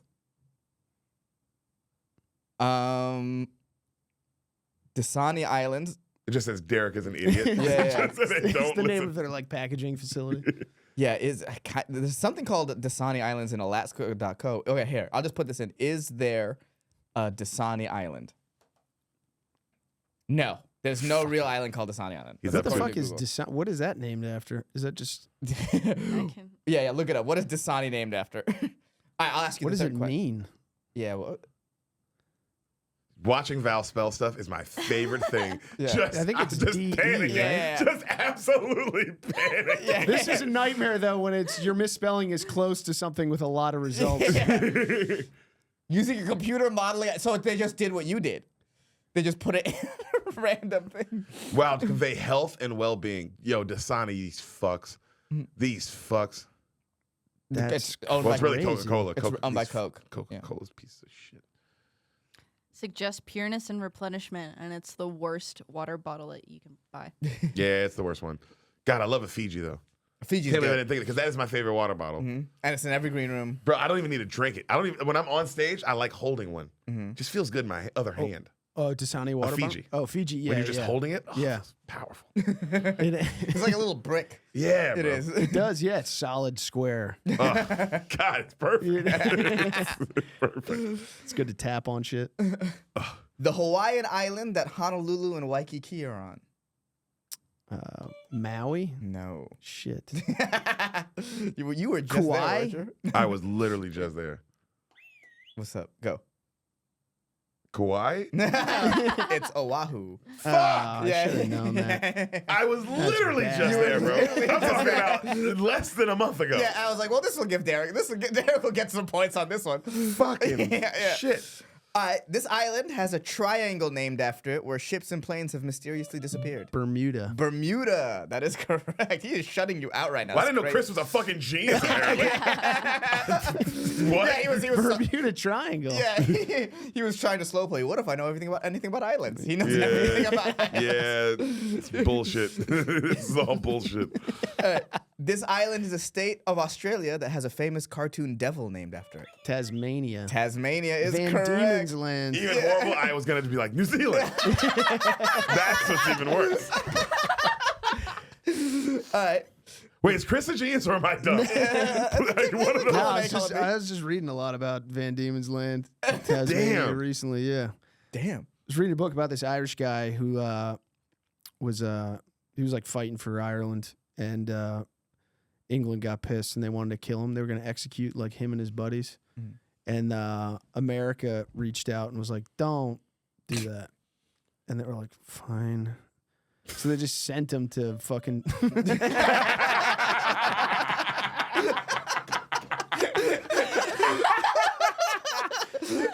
I thought you were bleeping yourself. So they sent him to. Yeah, no, they sent him all to Tasmania. Fucking England just started sending like prisoners and whores and beggars to fucking Tasmania and Australia. That's how things got like founded down there. Crazy. I didn't know. I knew that it was an island full of criminals. Like people say that stuff, but man, that is crazy. Like I wonder what those early years were like. It was brutal. It was a fucking shithole. They were like, this place fucking sucks. There's boatloads of just straight criminals landing every week. Yeah. They were like, this is horrible. It sucks. And then they found gold down there. They found like a shit ton of gold. And like all those guys got rich. And then England was like, how about rights? You guys should get some rights. And yeah. Damn. That's how like Australia became like an actual like sort of respected country, as they hit a fuck ton of gold. Gold Coast. Like 100,000, yeah, like 100 million tons of gold or something like absurd. That's crazy. It is beautiful too, though. Like when you're there, you're like, this is a gorgeous. beautiful place. Yeah. But that's the like now that we, you know. Well, we did that. Well, no, I mean we got like I think it was beautiful at the time, but I think it was pretty hostile. There's all kinds of crazy shit that could kill you. Now it's less so. Damn. Yeah, you're right, because they say that like a lot of the like snakes and shit like they're the most poisonous. Yeah. Yeah, because they came up in this like isolated area, so everything just got crazier. Yeah. Just fucking everything got went intense. nuts. Yeah. There's like birds that could fucking kill you, the cassowaries or whatever. And they didn't know they could eat kangaroos for a while, so they were like starving. And while they're looking at a kangaroo jump by. Yeah. And then they started slaughtering kangaroos, and they were like, all right, okay. We can make it. Yeah. Damn. Also, imagine never even having heard of a kangaroo and you just see one jump by. You're like, what the Everything fuck? down there would be nuts. It's probably the closest thing to going to Mars that humanity has ever It felt. 100%. Yeah, it was. It was. They were basically sending people to Mars. Criminals. Yeah. Yeah. Yeah, well, all the Irish were like starving because they wouldn't feed them. And they were like, just send them to fucking Australia. Bro. Yeah. History. Yeah, is he crazy. just learned about history. I just found out about history. Dude, it's no, Ireland's nuts. Yeah, they were like the potato famine. They were like, Ireland was producing like I think more food than any other like European nation, and they were all starving because the English would only let them eat potatoes. They were shipping out. They were producing like record levels of like beef and pork and corn and grain. It was crazy. That's wild. And then America sent a bunch of shit because like a bunch of Irish had gone to America. So America was like, well, send them this stuff. And England was like, no, we're not giving it to them. They just were in the harbor. Crazy. They were like, it'll fuck with the free market. They were like, this would fuck. It was like, what would happen to the free market if we're just giving away corn and stuff? Wow. Let them die. Yeah. Yeah. So a million people died. And now England's useless. Yeah. It's all come back around. To not fuck up the free market. Yeah. Bullshit reason. Yeah. And they fucking hated the Irish. It's wild. This dude, Thomas Marr, this book I'm reading is fucking nuts. He gets kicked out of Ireland, sent to fucking Tasmania, escapes Tasmania on a ship, goes to New York, becomes a general in the Civil War for the Union. It's crazy. Whoa. Dude, and his speeches are fucking wild. He gives some speeches in Ireland that are bananas. Hey, what's the name of this book? It's called The Immortal Irishman. It's fucking wild. Damn, bro, that sounds like a fairy tale. That's a true story. Dude, it's The crazy. Immortal Irishman? Yeah. And while he was in Tasmania, he kept like writing articles that would then get like printed in like New York media and stuff. It's crazy. Yeah. He was nuts. Him and all his boys, they were all like fucking poets and fucking writers and stuff. And England wanted to kill them all. And yeah, they just sent him to fucking Australia, or Van Diemen's Land instead. Damn. And then all their boys got like, they all escaped and got to New York, and England was pissed. That's It's you know crazy. what's crazy is all the stuff that had to happen for you to get that question right. What's fucking crazy? Yeah. Like all the stuff that guy had to go through just so you could take a 4-0 lead on Deric is crazy. All right, next question. We have 6 more. All right.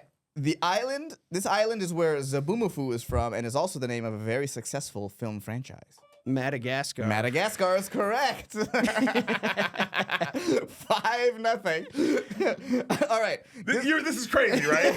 I'm not.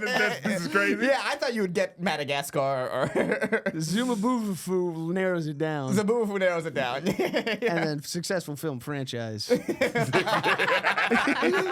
That's a lock. How easy it is. This hasn't happened since we did the Memphis game with William Montgomery. Yeah, where you've just gotten Where I wrecked. was like, what, am I even from Memphis? Literally, I was like, am I from Memphis? Because I don't know any of this. All right, well, you might get a couple of these. Hopefully. All right, this is the next one. This is both of you should be able to get. The clue is just fat man and little boy. Ooh. What do you call it? You. Hiroshima. Japan. Japan is the correct answer. Hiroshima's not an island, you idiot.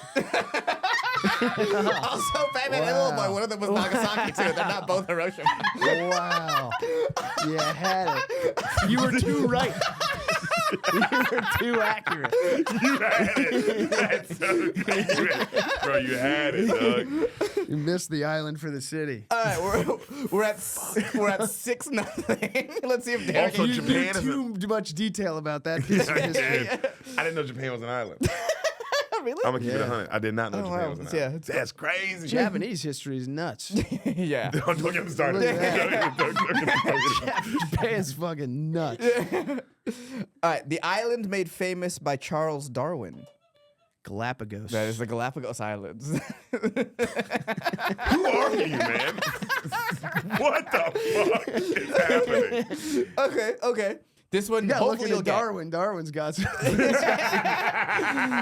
He's done some cool stuff. Name the island that King Kong was found on. This is a real place? No. Is it just Kong Island? It's not Kong Island. Skull Island. Skull Island is correct. Derek has 1 on the board. The shout-out, you know? Bro, I told you, sometimes you just don't want to get shut out. Yeah. You truly are just like, man, if we get a That's touchdown up, we're That's leaving here. nice. heads The high. nature of that question, this could take a turn. I could go, if it's movie-related islands, I can Then go. I can win. Yeah. I needed way more movie stuff. All right, this is the last one. Just see if Derek can get a second one on the board here. Name, real or fictional, name an island that serves as a prison. Alcatraz. Alcatraz is correct. The fictional island that is a prison is Azkaban. Fuck, I was about to say that. Yeah. Is it an island or is Yeah, it a tower? Azkaban's an island. It's a tower on an island.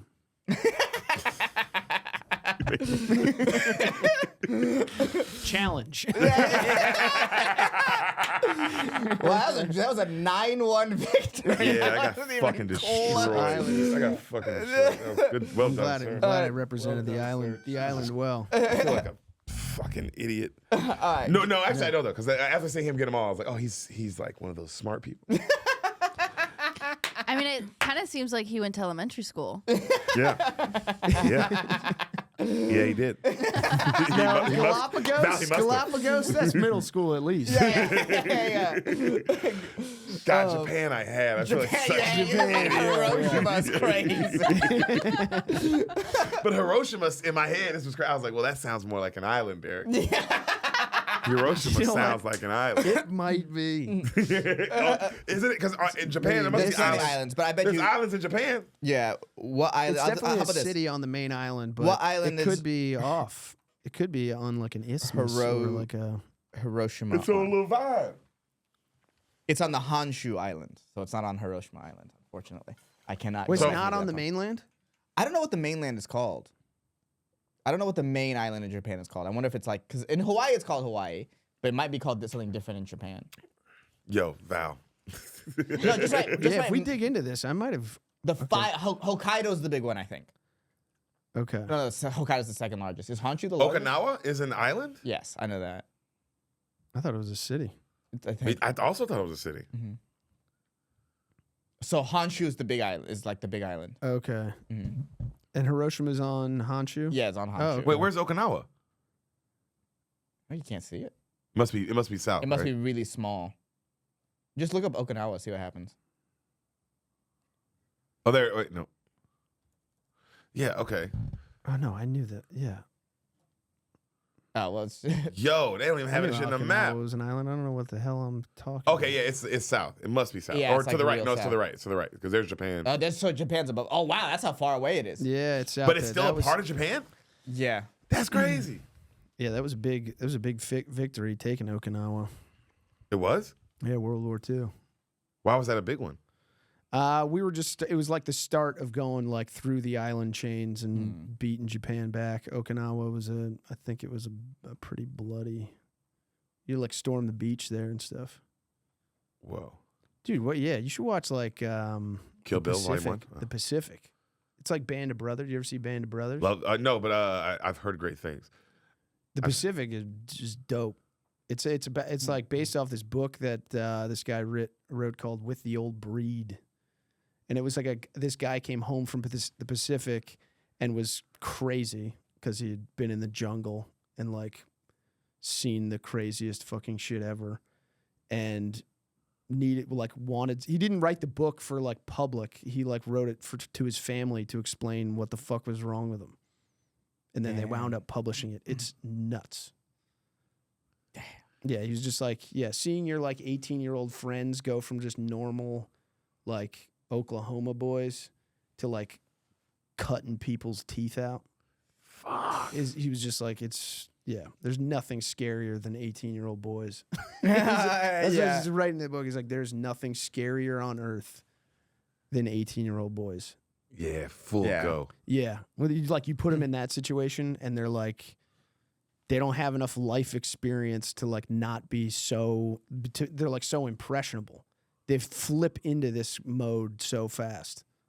Yeah, It's like, it's crazy. Lord of the Flies. Lord of the type Flies. Yeah, Yeah, yeah. another book on an island. Yeah. But yeah, they immediately go fucking. Yeah. shit. You've heard about this too? I mean, yeah, it just makes sense. Lord of the Flies makes a lot of sense. Like No, I that's thought you meant. exactly- I don't know if you heard about Okinawa. Yeah, Yeah, it's a huge battle. Mm-hmm. Again, you should. There's a bunch of YouTube channels that you should probably start looking into. dude. Well, I just got into history, so Mm-hmm. yeah, Oh, wait until There's so you much good stuff learn out about the Greek islands and their battles. that didn't happen. there. Those are old. They're so old, though.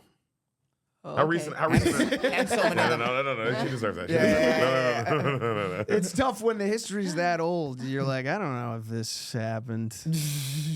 Wait, how recent was the Okinawa one? This is 1940s. Yeah. That's World War II? Yeah. Oh wow, you. Yeah. Yeah. Oh wow. Yeah, the Pacific, it's crazy. When 'cause do you think World War One happened? What years? Give me a ballpark of when World War One happened. You said 1940s is World War II? Mhm. World War I would have to be, I mean, how long does it take for a sequel usually? That's a good point. This one turned around pretty quick. They They went into production on the second one. Depending on real how much fast. money. Well, the if first one was such a made hit. money. Yeah, the first one was such a hit. If it makes enough money, they're going to make the second one immediately. Yeah. I'm going to say, if 1940s, I'm going to say 1920s. You're 10 Yeah. years off. 1910s? 1911 is when it started. Damn. 18 it ended, right? No, I think it was 17, right? No, it started in It's 1914, not 1911, right? Yeah, something like that. Oh wow. When How long did it's each of those 1914. wars? I thought, yeah. How long did each of these wars last? Because 1917 was about World War One. That I movie. thought some of it was still kind of rocking and rolling in the 20s. 1914, right? Yeah, 1914 is when it started, okay. and then 1918. 4 years of World War? Mm-hmm. That one sucks because, like, nothing happened. What do you mean? They just dug themselves in and just shot and bombed each other for 4 years. Yeah, like nothing changed.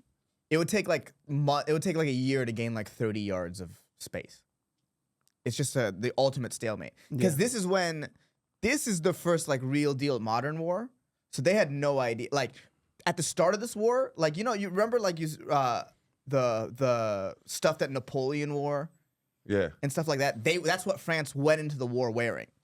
Like they had no idea like camo was important. There were cavalry charges in this war at the beginning So they were just getting murked. by machine, and they're just getting wrecked by machine guns. Yeah. And Wrecked. all this shit was nuts because, like Like from like 1880 to like 1915, 1920, like the world changed so much that it's like, dude, you had people that had grown up in a town that may not have even had a clock. You just get mail. It was like the time of day was like, I don't know, whatever. Where the sun was. You know, you met someone in the afternoon. You know, and then they literally just got like conscripted, wristwatch thrown on, and it's like, you got to be here, you got to be here, you got to be here. And then there's these weapons that like are insane. There's mustard gas and chain guns and like bombs and planes and stuff. It's like people haven't even seen planes. It's like just ripping people out of just the middle of nowhere, and then all of a sudden. And this is learn a lot of things from this war. So at the beginning of the war, like if you're in like England or Germany, to get you to volunteer, they're like, you can fight with the people you grew up with. Like your battalion will be your home, your hometown. But because the destruction of this was so bad, there would just be entire hometowns wiped out. Just wiped out. Yeah. There's something like France in a single day lost as many soldiers as we lost in the Civil War, if you counted both sides as ours. Whoa! The human cost of this war was huge, and nothing moved. It was just a slaughter. Nuts. Yeah. For no reason. What started this? The assassination of a duke. Yeah. Archduke Serbia. Archduke Ferdinand. You heard that name? I have heard that name. Mm-hmm. Yeah, I think it was sort of like that guy got assassinated, and there was sort of like a chain of like relationships, because this was still allies. Like this was still kind of when all the nations had like kings and queens, Kaisers. and and I czars. think they all had to just like jump into this once one guy went down. Yeah, so basically, the guy goes down. I really don't know Austria-Hungary. the details. The guy goes down in Serbia. Austria-Hungary declares war on Serbia. Serbia's allies is Russia. So Russia declares war on Austria-Hungary. Austria-Hungary's allies is Germany. Germany declares war on Austria-Hungary. France and England declare war on Germany. It's all that. It's all. How did we get involved? The Germans sank a boat of us giving that had American passengers on it, and then they contacted Mexico. There's this telegram called the Zimmerman telegram where they contacted Mexico and said, if you attack the U.S., we'll give you whatever gains you get. Because Germany wanted to keep us out of the war really badly. So they're like, if they're distracted by Mexico, they won't come into war with us. We intercepted the telegram. We declare war on Germany. And since we're going against Germany, now we're now going against so-and-so. Yeah, we're going against, at that point, just Austria. Austria-Hungary at that point was pretty much done. Germany fucked Germany. I also heard something too where it was like, because people were doing everything through fucking Morse code, like because communication had gotten so much fat. They're used to, like, if something flared up, you get a letter, you'd think about it, respond to the letter, you put that in the mail. You had maybe some time to like intercept it and like change your mind. This was like everything was coming through fucking text message. Yeah, and they were just like, they had to think like too fast. They like weren't like used to. So it was just like, all right, we're fighting. Yeah. Yes, exactly. They were fighting almost immediately. It was So crazy. you're going off emotion a little bit too. Yeah. If you're reacting, because if the letter, like you said, you might sleep on it, and now you're not going off. If you're sleeping on stuff, you're not going off emotion. Yes. You wake up the next day and you're like, I still want to fight. Then you want to fight. Right. You truly want to fight. Right. So damn, I didn't think about that. If you're going Morse code, then you're like, if I want to fight right now, but I might not want to fight tomorrow. Right. That's crazy, Yeah. bro. Oh my god. Mm-hmm. What the fuck, guys? Yeah, it's nuts. And dude, think about it, like fucking early 1900s. It's just like all of Einstein stuff gets published. You get the car, you get the plane, film. They didn't even know if like a horse's feet were all off the ground at the same time until they filmed it. They like didn't know. And then It was like in the middle nuts. of that, a destructive war. Yeah. And at the end of it, a pandemic that killed a lot of people. That Spanish flu? Yeah. The Spanish flu was 1919. It started at the end. It started in the middle of 1918. So there's people in Kansas. who lived through this and was like, yo, this was a wild time. Yeah. And then they immediately got taken out by the. They lived through the war to get taken out by the flu. Because if you were born in 1900, let's say you were born July 1900, you are 14 when this all starts going down. Yeah. Which means you saw everything. Yeah. You saw everything happen. Yeah. And then you were only 38 when World War II starts. Yeah. Dude, you know what's crazy? And then you're 62 when someone lands on the moon. It's like, you had a fucking that's crazy a life. crazy thing too. It's like there are people that were born in 1900 that have seen a man land on the moon, and we haven't. Well, no one's landed on the moon in our lifetime. That's because when you say it like that, it's like, well, that can be the only answer to that would there's be. people that thought we landed on the moon. Because if that is true, if what you're saying is true, that means we have not landed on the moon, bro. What? It can't be. That we didn't go back? Yeah, it can't be. It can't be. You're telling me it can't. Bro, it can't happen then, and what we have now, it can't. It just doesn't. It just doesn't make. Explain it. Explain that to me. It seems Because my what's the dumb point brain. of going back? I think that's really what it got to is that people, they'd be like looking at the budget and being like, why do we need to go to the moon again? What did they get from it the first time, other than You beat Russia. We beat Russia. You beat Russia. That's what you get from it. Yeah, yeah. Mhm. You get to be like, fuck you. Yeah. Yeah. I mean, I love that. That's what we went off of. It's pretty sick. Fuck you. Yeah. Dude, it rules. Yeah. It rules. So we should still do stuff like that. But to go now, so space exploration was just to say fuck you, the whole thing. Pretty Yeah. much. It was like we're better at this than you. Because we're better. Yeah, We're freer. and there was also Our like dicks are in it bigger. in like the speech Kennedy gave. It was also just like it's going to be like a new frontier of like war potentially, and it's like if we control it, we can make it peaceful. But we got to get there. Because if we let these motherfuckers get there, they're going to do something bad with it. They always do something bad. Yeah. Also, in my head, I hear that. That's us going like, if they get there first, I'm just never gonna let that go. Yeah, for real. And Yeah. so either we get there first, Yeah. or there's gonna be war because I'm yeah. not gonna let it go that they Right. got there first. Yeah, yeah. Dude, that was like at the end of World War II, there was a big thing where like us and Russia were just fighting our way to the middle of Germany to get the best scientists. Mm-hmm. It was it was just a race to get, like if you could take as much of Germany as possible to get the scientists. Because Germany was building like good ass rockets. And that's how we created NASA. Yeah, yeah. That's why NASA, like in the beginning, is just like all Nazis. It's all Nazis. I did know that it was mainly Yeah, Nazis. yeah. And now it's my dad. So the biggest Nazi of all. Dude. Yeah, my You're dad said something fucking- about working with a guy who was part of a certain sect of Judaism that he didn't like. All right, you want to do the second game real quick? All right, last game. Well, Yeah. hold on. Before we move on, I just want to throw that out there because I thought about this today that when I was growing up, when I look at the sky, like I could still reliably see stars and go like, oh, I'm looking at stars. Mhm. And now when we look up, it's so littered with satellites that we actually cannot differentiate. No, you can see a satellite moving. That's also fun. But it's just so much more. Like your kids are going to grow up in a completely different sky than you. Yeah. Well, I've lived in cities my entire life, so I barely see the sky. Yeah, that's also like when you're not in the city and you can really see the stars is when you're like, yeah. Yeah. Yeah. Yeah. that's when you really because even in Austin, Texas, you don't really see them like No, that. you're in the city. Yeah. Yeah, that was like one of the things that the guy who got sent to fucking Tasmania, he was like, I looked up at the sky, I don't recognize any of the stars. Sucks. There's a whole different group of stars. He's like, this is bullshit. I don't recognize anything. The birds are different than our birds. Oh, that would fuck me up. That would fuck you up. He hated it. God damn. All right, second game is called Tires. All right. Our boy Chris O'Connor is one of the main characters on the hit show Tires, which is fucking awesome, by the way, brother. Before I even, what is a day to day on a show? Like, what's your day when you're filming? What's the schedule? What's the day to day? You get in early and you just wait around and then you shoot and stuff and But like, like an actual scheduling? Like, how would a day for you go? we're like there at like 7. Okay. We'll leave at like 5. Yeah. It's a full Yeah, day. yeah.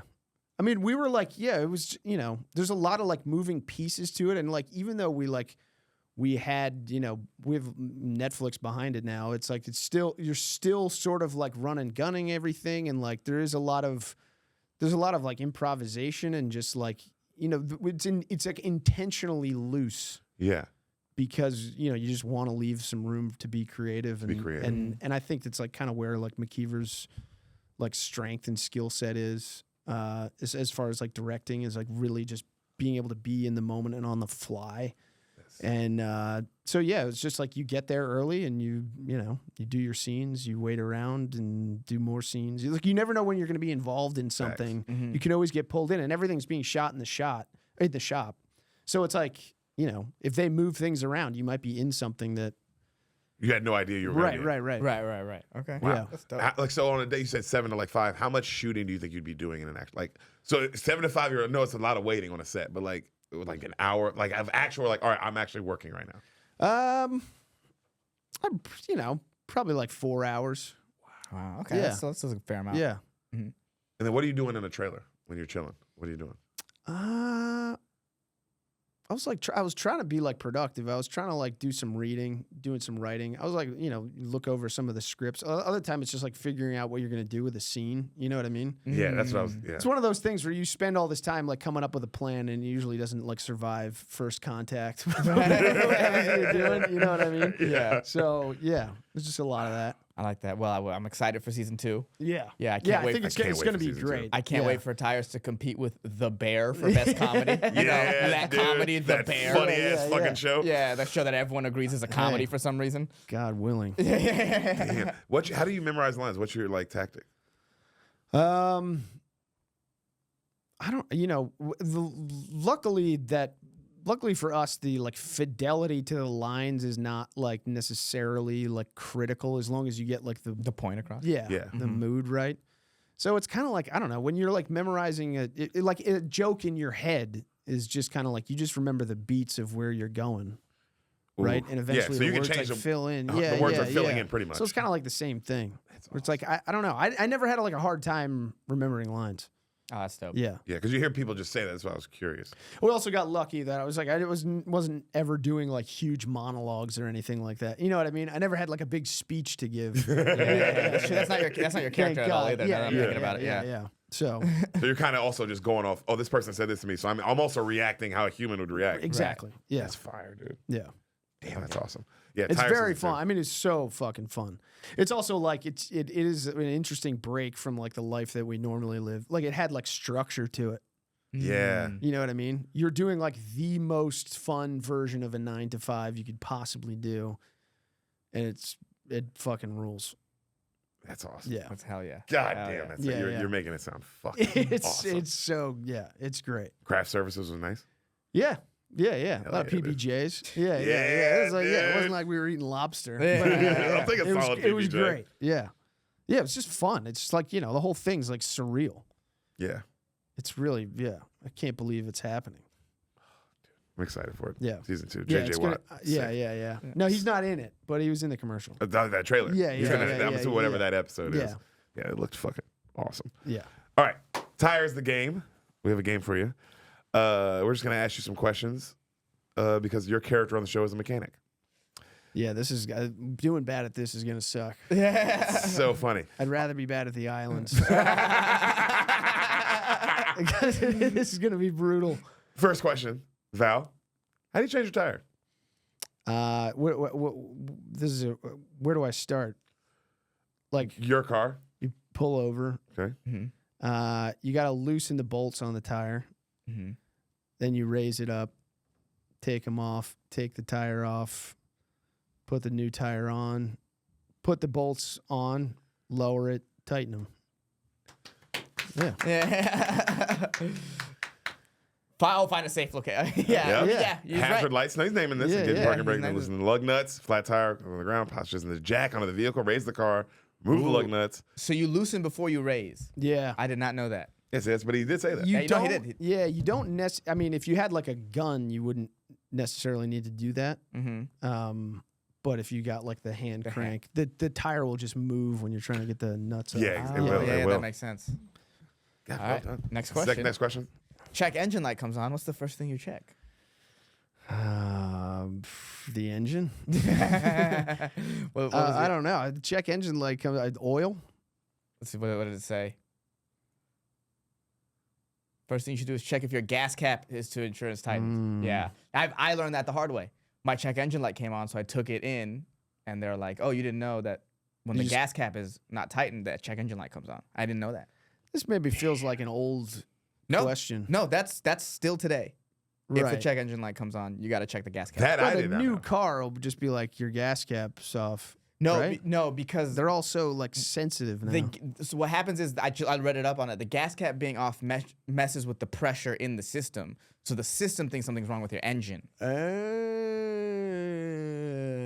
Wow, I find that hard to believe. You You know, got another challenge. You still, you have I'm gonna two challenge that challenges. one. Yeah. You got 2 challenges. I thought when Deric was texting me these questions, I didn't know that it was for a game. So I just look at my phone, and the thing is, I thought Deric was texting us on like, "Hey, my check-in engine light came on. I don't know what to do." I had to like double take. I was like, "What?" All right, next question. How do you change your oil? This is tough. I mean, there's an oil pan under the car that you loosen, and then I think you take the filter off and the oil comes out. I don't know, something under the car. You take that off, the oil comes out. You plug it back up, and then you drain the oil in up top. Damn. Locate the oil drain plug. Locate the oil and drain filter. plug, filter, warm up the engine slightly. Place a drain a drain pan underneath, loosen the drain plug to drain the oil, remove and replace the oil filter, tighten the drain plug, and then add new oil to the appropriate level using the oil fill cap. Wow. I'm gonna give you that. Close. You were Yeah, you were pretty you were close. around Close. it. Yeah, you yeah, were right you around were it. definitely around I it. feel like if you were looking at a car, you'd have been like, all right, we would have all followed your lead. But I think Yeah. Chris, he's got the most knowledge Chris on got the this. closest on this. Yeah. Next question. 3 for 3. How often should you rotate your tires? About every 10,000 miles. Ooh, what does it say? Every 5 to 7, a little bit. Or when you get your oil change. Or when you get your oil change. You know what's funny? I knew that one only was like, well, when you get your oil change, you should do it. Right. Yeah. But I didn't know the mile number. Right. But they do tell you that when they change your oil, like, hey, you want to rotate your tires. This one did have in all caps, always consult your vehicle's manufacturing. So I feel like it's also not an exact. But would it ever get up to 10,000? That feels like a lot. I don't know. I was like, oh, also I read this like I easily need to get- rotate my tires. Yeah. Yeah, you need to rotate your tires. Your tires are stupid. Last 2 questions. Okay. In the movie Cars, which car do you want to fight the most?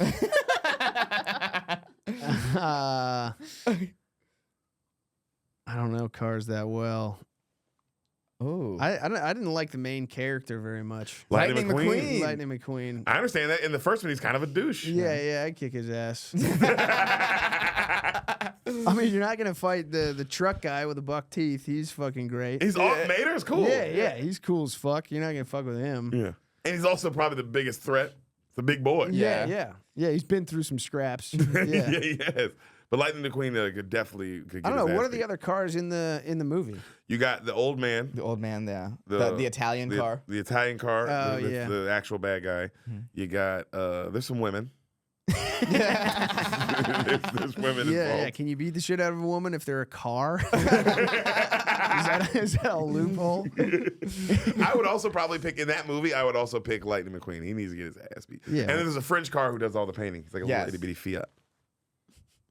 Yeah, probably the French. I don't remember the French guy, but probably him.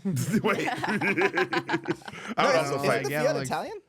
Or he's Yeah. Italian. I said French. He's Italian. Yeah, He's Italian. yeah. He's Italian. Oh, he's all same thing. I mean, also facts. That's fair point. Yeah. Fair point. Did you not learn anything from the World War discussion? Learned nothing, you idiot. And then the last question. How fast is Too Fast, Too Furious? How fast is Too Fast, Too Furious?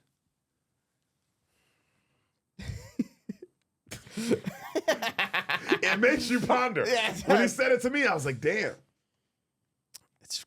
It's interesting.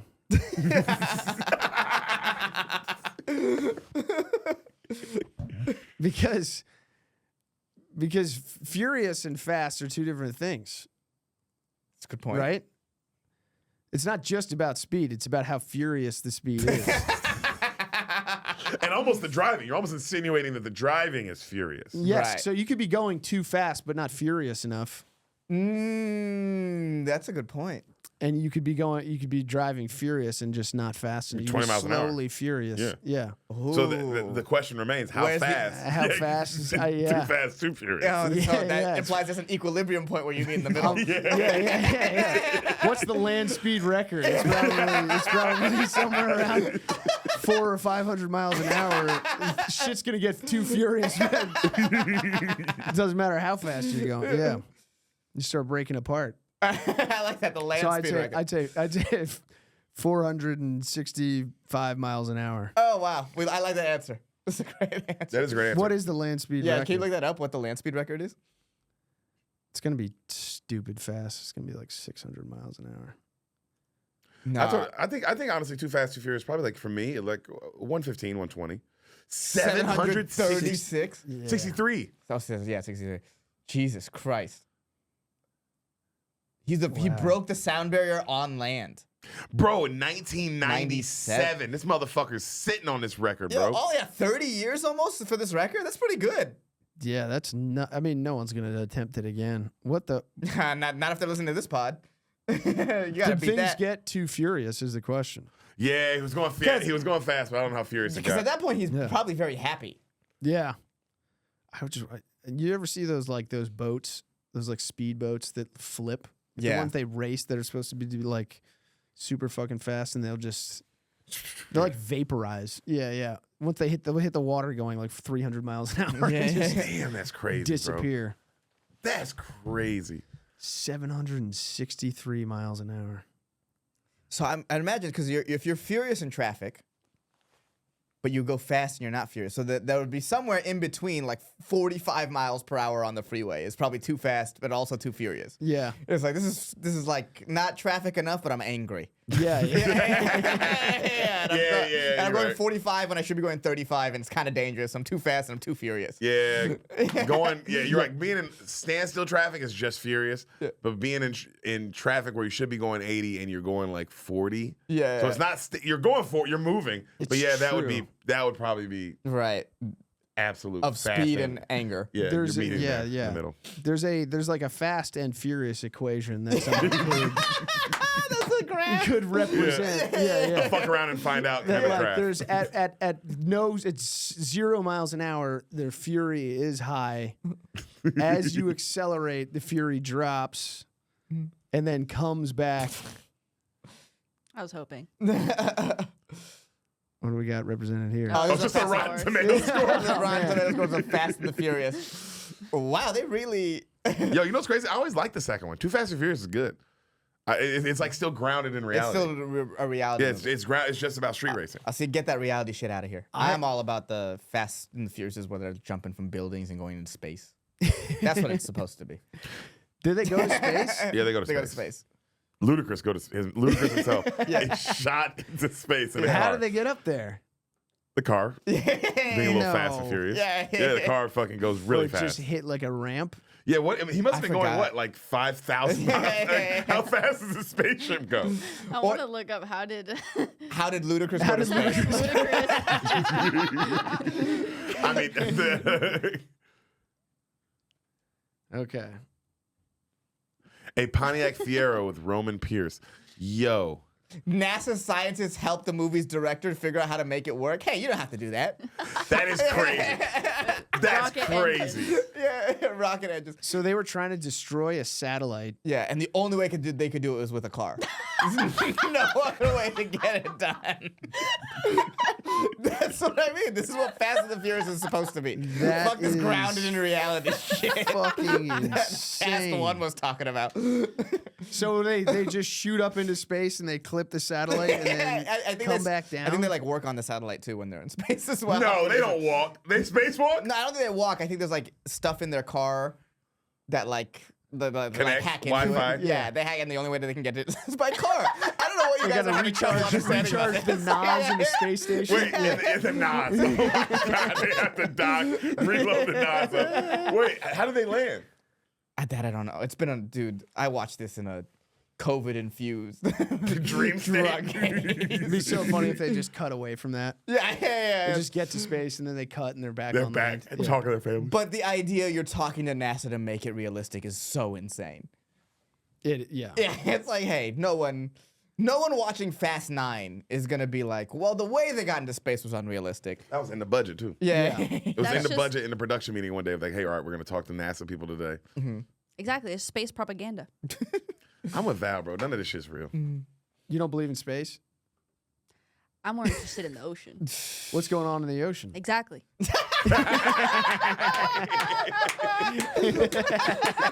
Damn, Val. You gotta watch Avatar too, bro. They explain that shit thoroughly. What's going on down there? Thoroughly, they explain it. Chris O'Connor, you're Dude, the fucking thank you so goat, much brother. for having me. Yeah, Thank you this for was doing great. this. This You're was the a lot man, of fun. brother. Oh my- I that was could have so kept much fun. doing this for another 5 hours. This is so great. Relationships and traffic, man. That's how you gotta get going. Yeah. Relationships and traffic. For sure the name of this episode. Thank you guys so much. Go watch Tire Season 2 when it comes out. And Go Stuff see Island. Chris. Stuff Island. He's Stuff the Island, fucking yeah. man. Fuck Ehsan. Val, shut the fuck up. Guys, that's our episode. Hell yeah.